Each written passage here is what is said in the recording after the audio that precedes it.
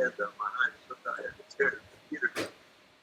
The clock this morning, so I do a couple of shows and a couple of webinars and coaching call and good Lord, just a long day. Good, very good. I've seen your LinkedIn account. I've seen what you do in terms of mentorship and advisor for entrepreneurs, right?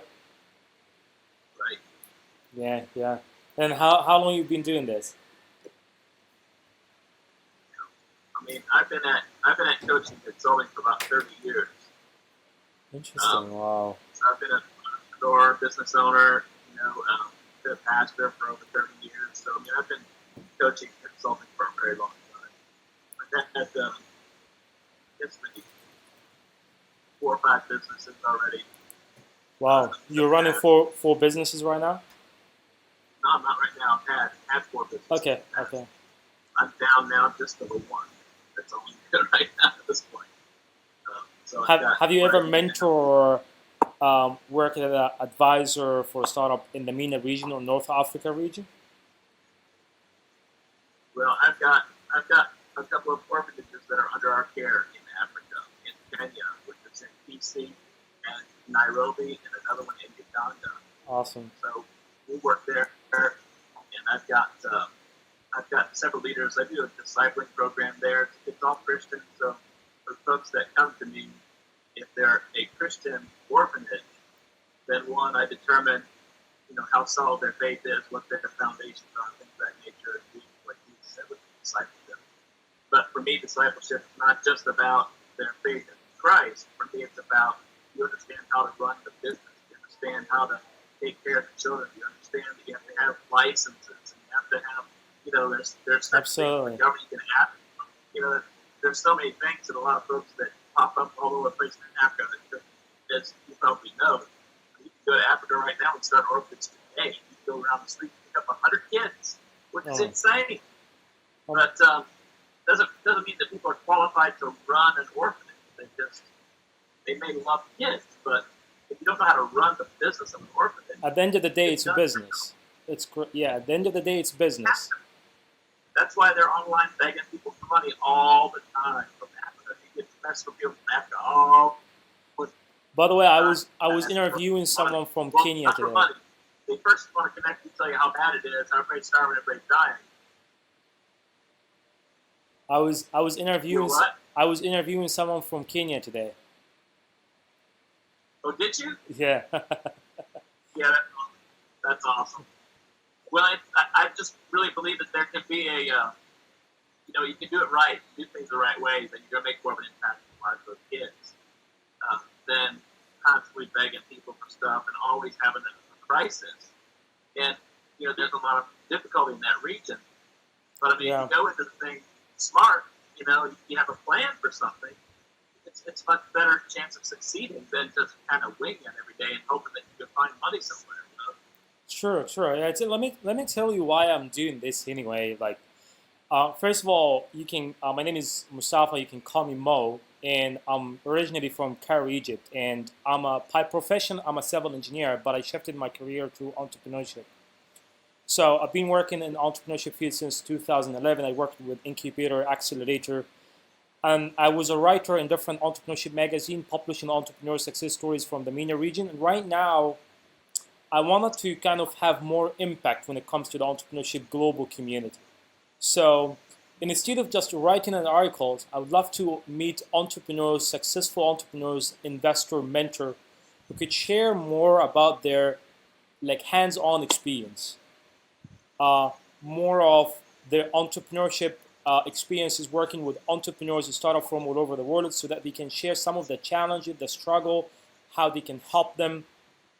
And then this knowledge, I'm recording this in a video, and then I'm publishing it within my network so everyone can get the benefit from what you're just going to say. You see what I mean?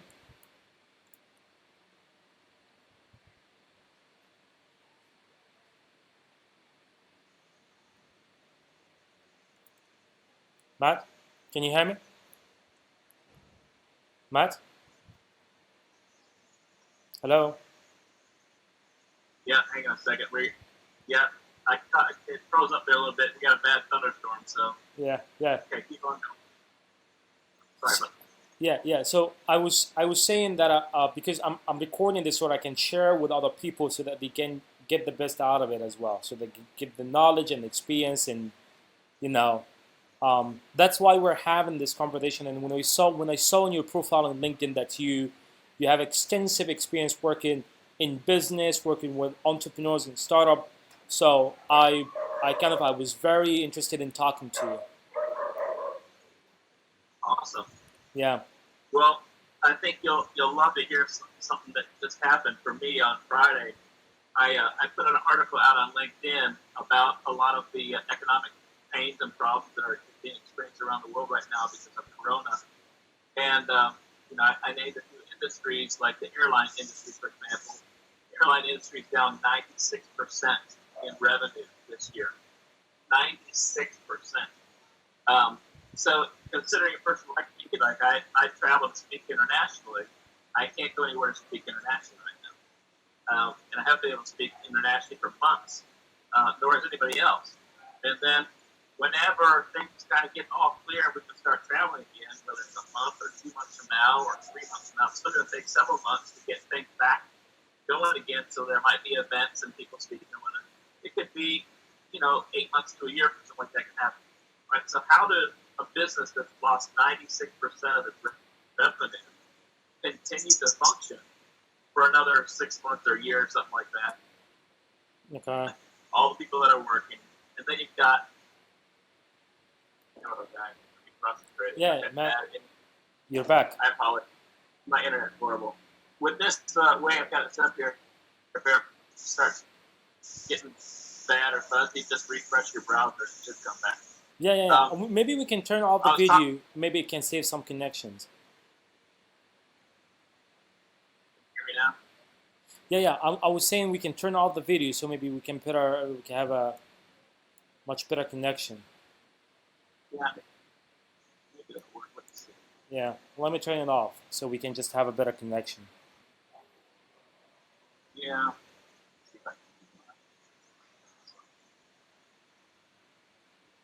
There we go. All right. Yeah, let's see if it works a little Yeah. bit. Do you use any headphone or something? Because I apparently can hear you. Oh, you probably feel me better now. Can you hear me better now? You just need to come closer to the mic, or I've got my mic wide open.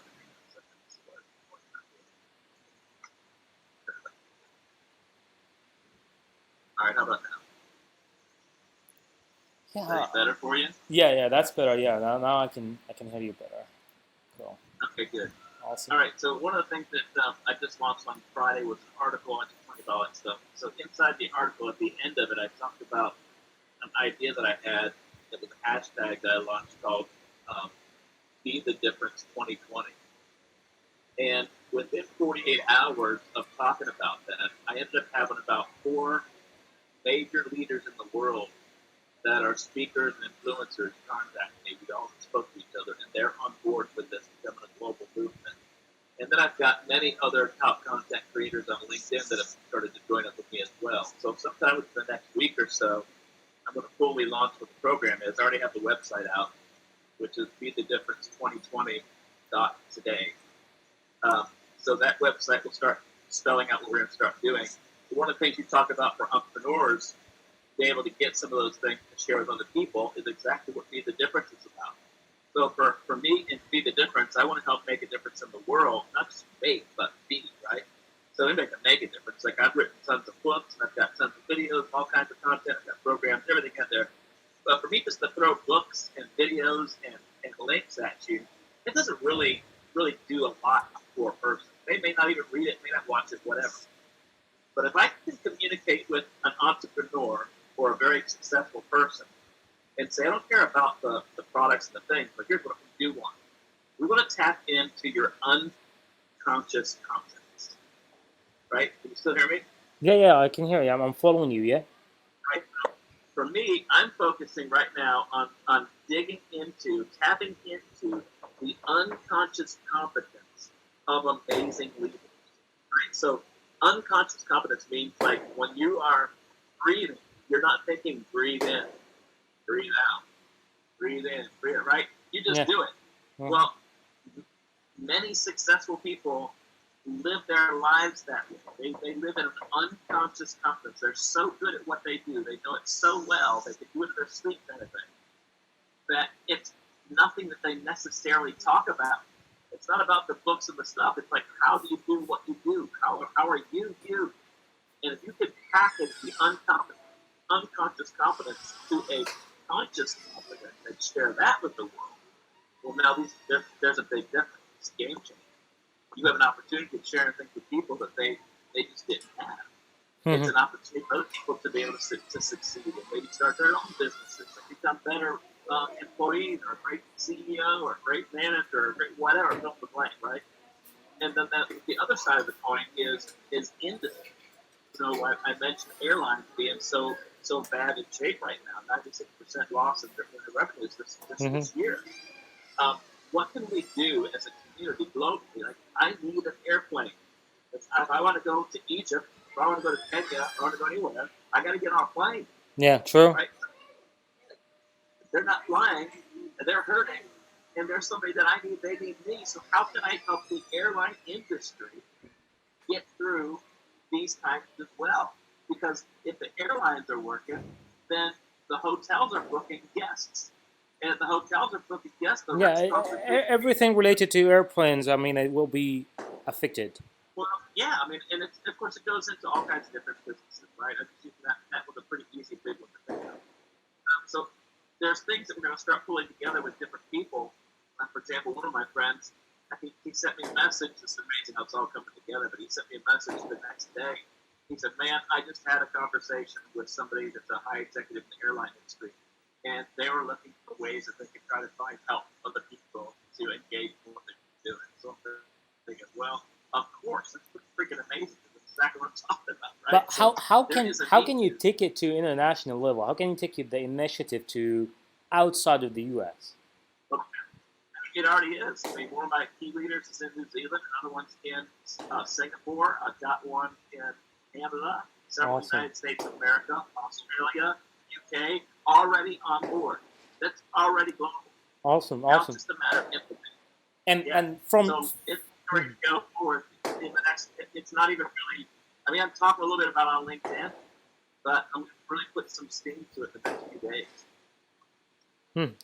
But the reason why I'm asking is like you mentioned, for example, some of the like one of the industries that was affected by COVID-19, but I want to take like a step back and talk more about like the startup level of companies because the big companies somehow they might manage how they can survive, right?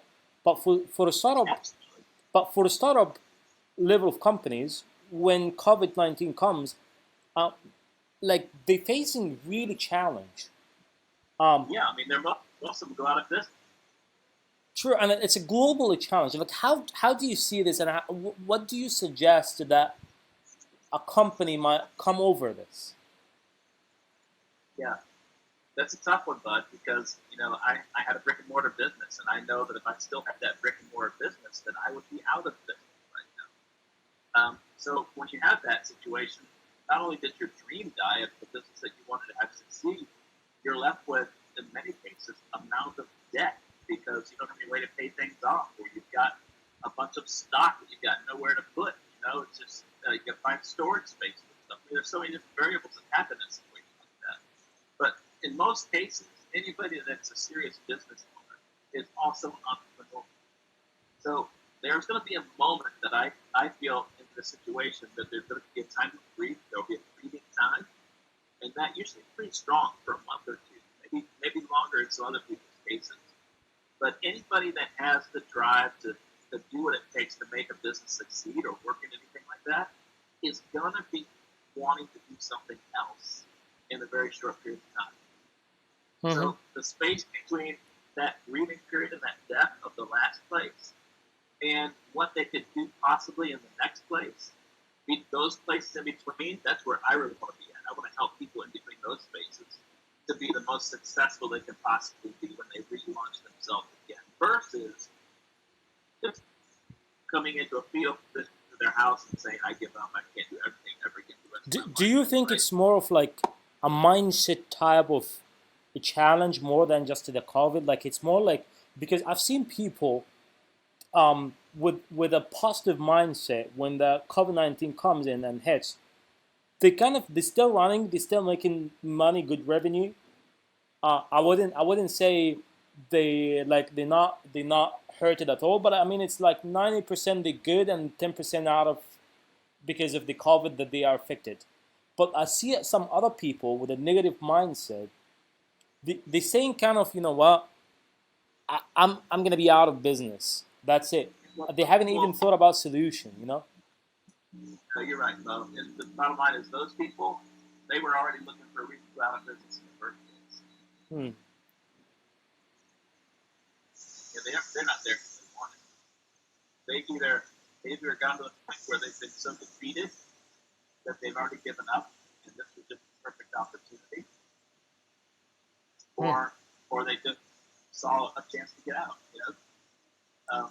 So I mean, a lot of times it comes down to situations like that. There are things you can do. I mean, you can go online. So okay, I had a music store, a retail store. I sold instruments, guitars, drums, keyboards, accessories, lessons with kids, and lots of students, right? Mm-hmm. So if you have a business like that, and it depends, and I had high overhead. My overhead was $1,000 a month, about $20,000 or $30,000 a month in overhead. So if nobody's coming in to buy anything, you have a choice. You can do whatever it takes to make it work, or you can give up. So by making a choice to make it work, that's where a lot of people would fail because they don't know how to do certain things or they're afraid. You try to find different ways to make things work. So, for example, maybe as a music store, I might go online and start offering lessons for my students online.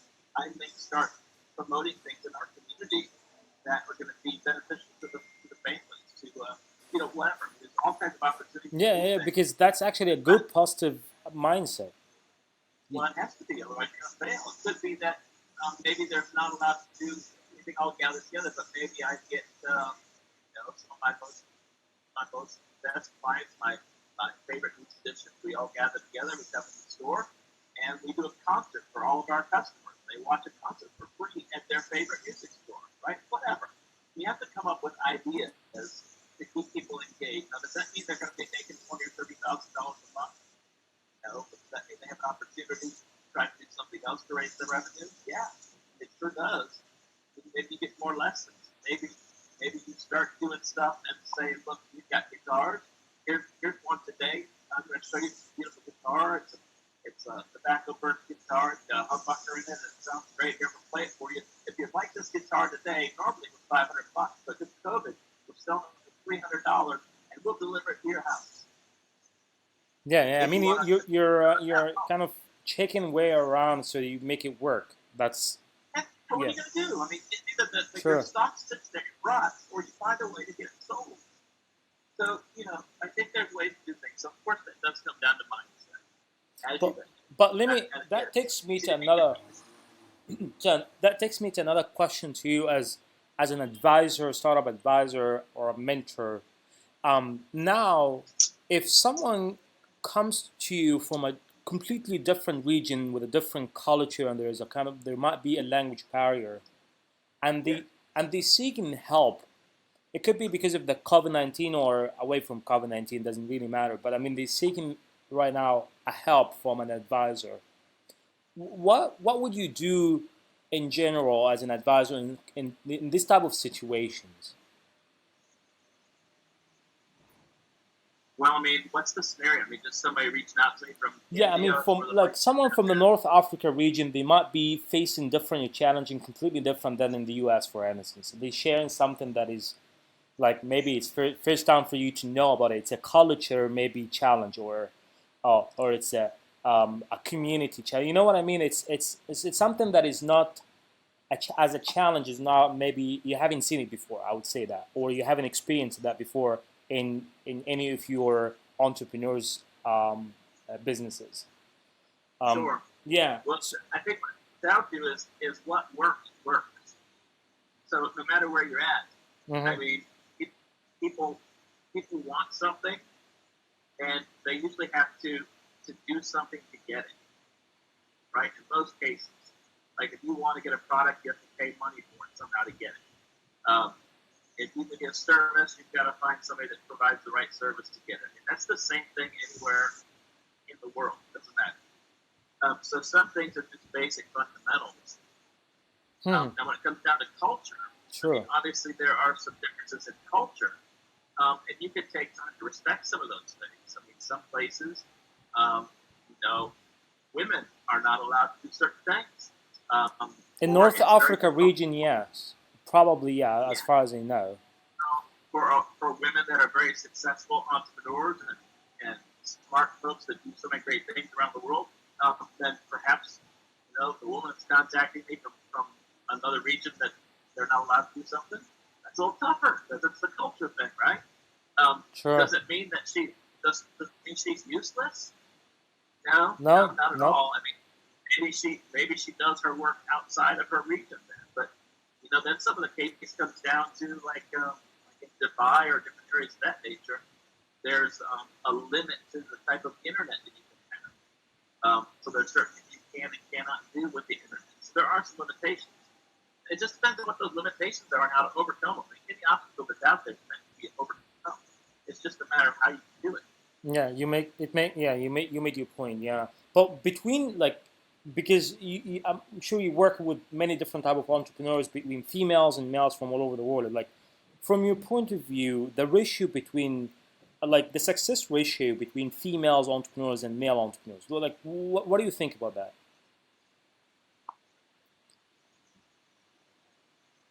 Well, I think it should be equal. Um, However, you know, culturally around the world, it's always been a male-dominated world. More, Um, right? from yeah.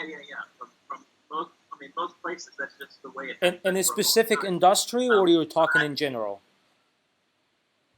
in general, I mean, men have always been the lead, and women have always taken the step behind. But when it comes down to executive or entrepreneurial scenarios, um, in positions of business, marketing, I mean, whatever. I mean, then women are definitely on the rise. I mean, the percentage gets much higher, um, Hmm. which I think is fantastic. But at the same time, I do believe that there's a lot of opportunity for men to learn some things about why women are on the rise. Hmm. And then Because there, I was there's some talking to. elements that we Mhm. miss. Sometimes as men, there's some elements that we miss in our communications and our connections with people that some women don't. Yeah, you made your point. Yeah, I got it. Paul, what do you think? Like, I was talking to an investor, American investor as well, like the other day, and he shared that Latin America countries are the common economy. Like they're doing fantastic and they kind of booming right now. If you wanted to invest, you have to go to Latin American countries, and you do if you want to do business and invest. And what do you think? What is your thought about that? Can you re-ask the question for me? Yeah, Latin American. I would say well, I was talking to an investor the other day, American investor, and he was sharing that Latin America is a booming when it comes to the economy. Like they're growing very fast. And if you want to invest, you have to invest in Latin America. What is your thought about that? Do you see the same thing, or you have different thoughts? As to why you think they may be growing at a more rapid pace? I haven't really talked in deep with him about it, but he was just sharing that and I found it interesting because I feel like there are some other countries like South Africa, like India, like Japan are growing very quickly, and but he hasn't mentioned that. So I'm just curious to know if you have the same like if they have the same vision thoughts about this or not. Um, Well, I've seen a few things lately, like for example, Venezuela, which was one of the richest countries in the world not too long ago, and now they have nothing. They're decimated. Their economy's dead, and people are starving. And it all comes down to leadership. They were taken over uh, by a socialistic government that wanted to do things their own way, a dictator. And when that happened, they took everything for themselves, the dictators, and gave nothing to the people. And now they're all suffering when they were all doing very well. So even some beautiful places, I mean, nobody can go there now. They're all trash. They look horrible. And it really comes down to leadership and mindset. So there's a lot of places in the world, for example, even India, as you mentioned a moment ago, I get more connection requests from people from India than anywhere else on LinkedIn. And I would say 99% of everyone that contacts me from India does not have a job and is asking me to give them a job in the United States. Why do you think that's the case? They're very intelligent. They've got great schools.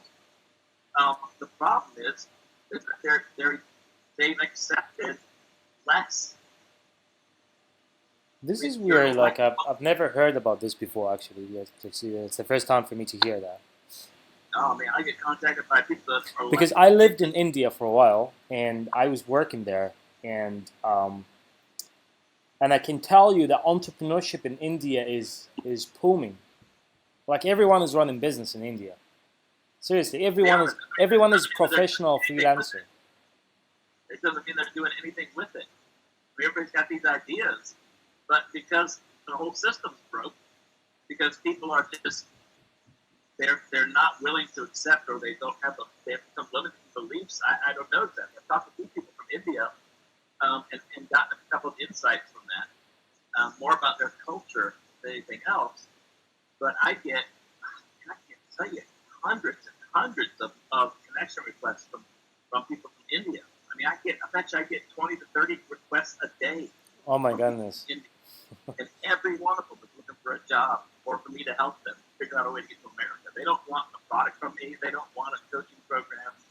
They think that I'm. But did anyone by chance contacted you for a business opportunity or something, or like to invest in their business or to mentor them? No. No. Okay. Not Where most of the requests are coming from to you in terms of business mentorship, investments, opportunities? Australia, UK, United States, Canada. Okay, all right. And then are they coming from, I would say, citizens? I would say more of like Americans, or more of, or it's coming from maybe immigrants, or I would say not Americans. I would call it like this. Yeah, I think I have more connections with people that aren't Americans. Okay. And why do you think it's happening like that? I mean, do you think because they are desperate to work, they're looking for opportunities, like they're hungry, like? Yeah, I mean, I guess it would be a different category. I mean, I get contacts from people that are desperate because of the type of content that I do. I'm an inspirational, motivational guy. I'm battling cancer, and there's a lot of things that I speak on and speak towards that would make somebody want to talk to me about something. Mm-hmm.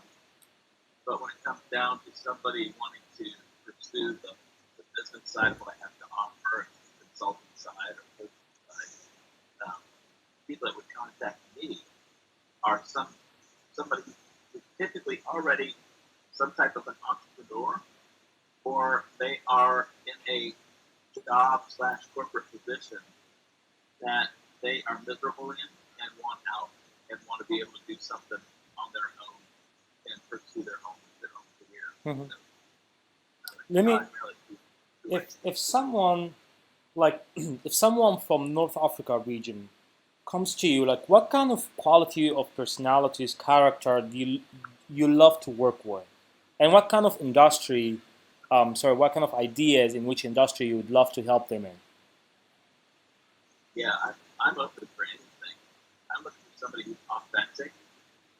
someone who can clearly articulate who they are and what they're doing, or at least admitting that they don't know what that is yet and they want to know how to Hmm.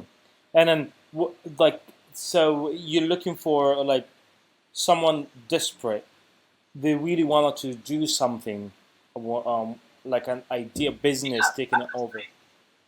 Desperate, not desperate like I haven't eaten in 3 months and I'm homeless desperate, but desperate in the sense of I have all these obstacles that keep continuing in my way, and I cannot overcome these obstacles.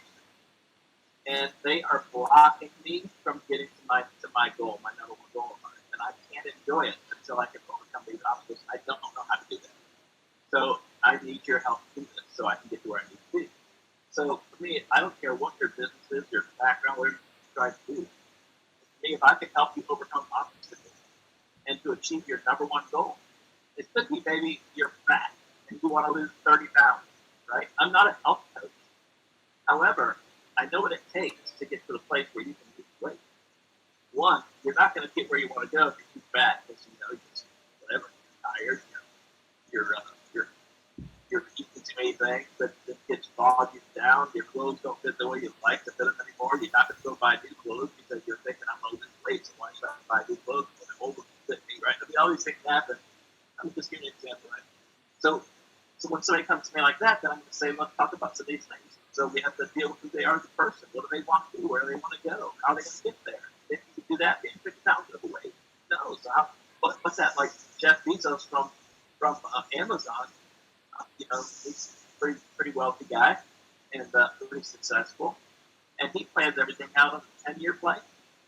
Like, for example, he had the opportunity to smoke cigarettes. They said, well, if I'm smoking cigarettes now, what would that do for me 10 years from now? I'd probably be dead. I could probably have lung cancer. I could probably not breathe well. So if that's the case, I'm not smoking. I don't need that in my life. Because 10 years from now, it's not going to benefit me at all, right? So you look at a lot of different ways to examine your life and where you're going, how to overcome those obstacles. And whatever that goal is, whether it's losing that weight or running your own business or being a civil engineer or owning a restaurant or whatever, you're going to be able to accomplish that goal and then live a life of abundance. Can I help you with your business stuff? Yeah, I can help you with branding, marketing, design, launching your business, all those types of things. That's going to be the same But primary. at the end of the day, it's on the entrepreneur's shoulder to be successful. True. And you have to find, if you're going to be successful, a successful person surrounds himself with successful people. Yeah, the community, absolutely. Mm-hmm. Yeah, I mean, I may not know how to build a bridge, but I bet you I could meet somebody and befriend somebody that does. Interesting. Does that make me a lesser person because I can't build a bridge? No. Mm-hmm. You just don't have the skills, power, ability that person has. That's fine. But I'm not called to build bridges. Right? That's the personality you're looking for in general, right? Because most of the people who will be watching this will be coming from the North Africa region mainly. Some will come from different regions in the world, so that's why I'm kind of like focusing more in the region when it comes to like North Africa, the region. So if someone is interested in talking to you or meeting you, like what is the best way of communication? But should should they contact you through LinkedIn?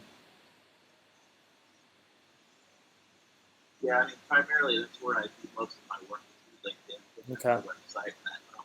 Do you want to share a specific website or anything that you would love to share with the audience? Something like a certain link or something? My website, Matt Crump, my name, mattcrump.tv. You can just take that website, everything that we need to start the conversation is there. So everything about me and what I can offer you. There's a section there about coaching. There's several things that I talk about what I do in coaching and for coaching, and also a short questionnaire for a person to fill out to start a conversation with me. One way to do it. I just wanted to interject one more thing, specifically talking about the region in North Africa. Yeah.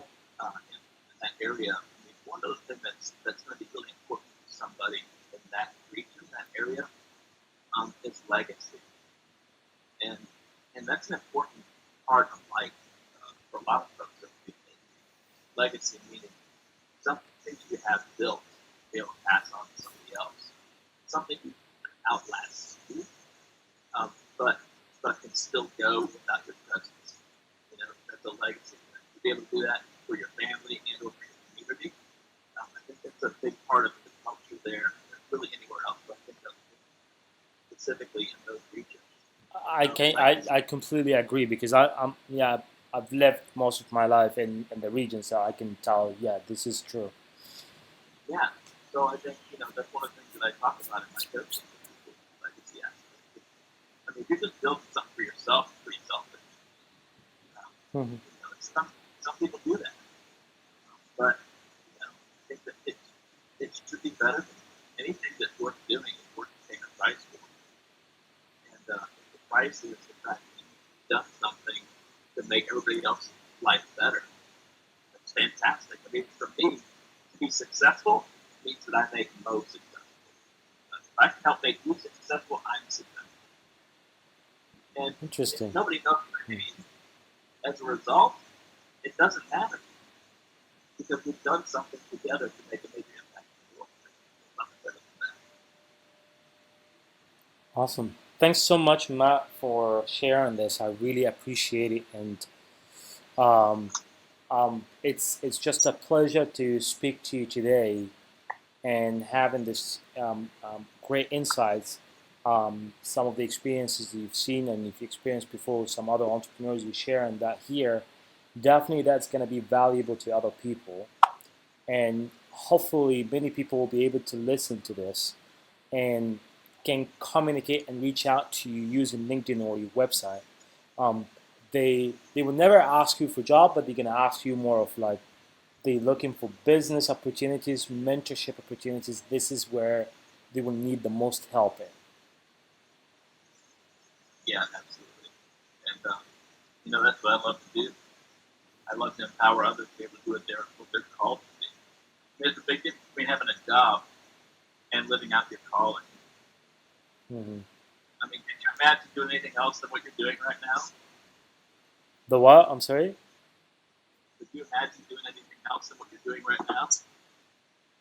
Do I imagine doing anything right now? Anything else? I mean, do you love what you're doing? Absolutely. I love what I'm doing and I have a passion for it, and I completely believe about the effect of could be a simple interview, simple video, simple equipment that I have, but I know it will affect many. And absolutely. And there's nothing better than that. And it's worth it. That's why you're doing it. Exactly. And Yeah. that's the point. It's like if you have that drive, if you have that feeling, it doesn't matter what that obstacle is in front of you. It doesn't matter what It doesn't matter. like, Sure. you're going to do it, right? Yeah. I mean, here we are, two different countries. I will speak. I get to share something with a bunch of other people Exactly. that may think, man, I can do this, right? Sure. That's amazing. Yeah, and I know your time is valuable, and you're taking the time to speak to me. Um, this is a very like huge a sign for me that as well you do have a passion and interest. You never say no to someone who's desperate and looking and hungry and looking for help. Yeah.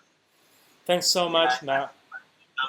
Yeah, I'm here to do it with my whole life. I'm supposed to be dead many times already, and my life has been spared. And the only reason I'm here is make everything no sense. Just you're making a difference. As long as you're living, you're making a difference. I'm here to do it. Absolutely.